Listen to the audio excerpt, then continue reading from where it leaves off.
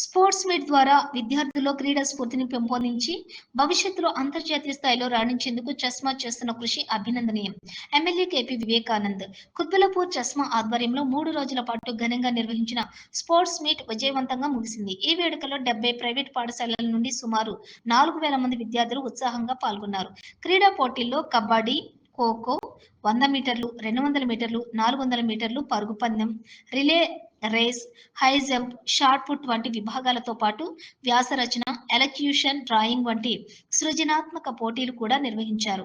ముగింపు వేడుకకు ముఖ్య అతిథిగా హాజరైన ఎమ్మెల్యే వివేకానంద్ విజేతలకు బహుమతులను అందజేస్తూ విద్యార్థుల్లో క్రీడల్లో రాణించాలని, రాష్ట్ర, జాతీయ స్థాయిలో ప్రతిభ చాటాలని ఆకాంక్షించారు.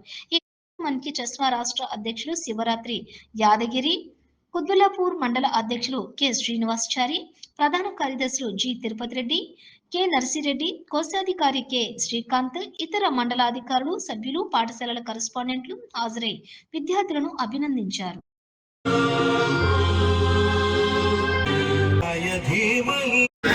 On your election as a whip, this is a significant accomplishment and it reflects seeing the positive impact you will.